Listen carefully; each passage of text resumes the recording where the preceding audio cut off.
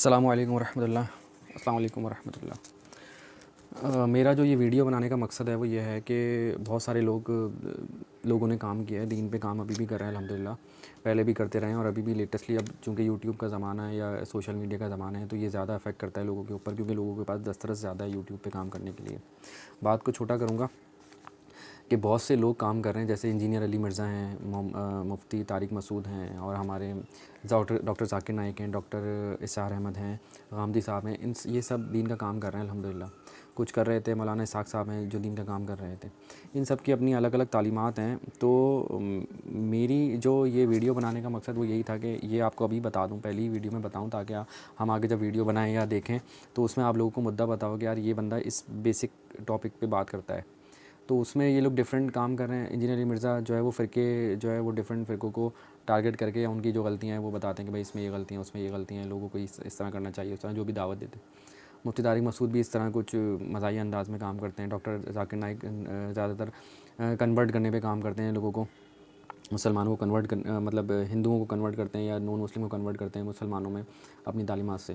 اسی طرح میرا کام جو میں نے ابھی پڑھی ہے ایک صورت، میں ویسے قرآن کا مطالعہ ہی کر رہا ہوں، تو اس میں ایک صورت ہے آل عمران کی جس میں لکھا ہوا ہے 103 سے 105: تم میں کچھ لوگ تو ضرور ہونے چاہیے جو نیکی کی طرف بلائیں، بھلائی کا حکم دیں، برائیوں سے روکتے رہیں. جو لوگ یہ کام کریں گے وہی فلاح پانے میں. تو جب میں نے یہ والی آیت تک جب میں پہنچا ہوں سورہ آل عمران کی، تو اس میں مجھے اندازہ ہوا کہ ہمارا کام بیسیکلی نیکی کی دعوت دینا ہے. یعنی کچھ لوگ تو ہونے چاہیے جو نیکی کی دعوت دیں. ہو کیا رہا ہے، لوگ نیکی کی دعوت کم دے رہے ہیں اور کرٹیسائز زیادہ کر رہے ہیں، مطلب کرٹیسزم زیادہ کر رہے ہیں، دعوت کم دے رہے ہیں. تو ہمیں نیکی کی دعوت دینی ہے. میں اور بھی جگہ پہ دعوت دیتا ہوں الحمدللہ.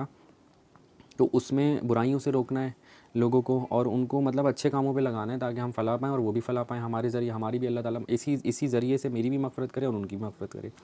دوسرا مدعا، ایک تو یہ کام ہو گیا. دوسرا مدعا یہ ہے کہ ڈاکٹر اسرار احمد صاحب جو ہیں وہ انہوں نے اسرائیل کے خلاف بہت کام کیا. مطلب اسرائیل یہودیوں کے خلاف ان کی جو، کیونکہ سورہ بقرہ میں جو شروع کے جو رکوع ہیں یا شروع کی جتنی بھی آیتیں ہیں سورہ بقرہ کی پہلا دوسرا سپارہ، اس میں زیادہ تر یہودیوں کا ذکر ہوا ہے. تو یہودیوں کے بارے میں ہی بتایا گیا ہے، یہودیوں کے ہی کو مخاطب کر کے کام کیا گیا ہے. تو اب سیکنڈ مدعا میرا یہ ہے کہ میں اس کام کو کنٹینیو کروں جو ڈاکٹر اسرار احمد ہیں جہاں پہ چھوڑا تھا، کیونکہ ان کے بعد ان کی کوئی تنظیم کا کام، تنظیم کے جو لیڈرز ہیں یا جو ابھی ٹاپ کی ان کی جو لیئر ہے اس میں بھی کوئی کام کر نہیں رہا ہے یہودیوں کے خلاف. تو اب میں نے یہ سوچا ہے کہ میں ان کی چیزیں کو ایکسپوز کروں کہ ان کے کیا پلانز ہیں، کیا ان کے مقاصد ہیں، وہ کس طرح ہماری قوم کو ڈسٹرائے کر رہے ہیں. تو یہ ساری چیزیں مجھے کرنی ہیں.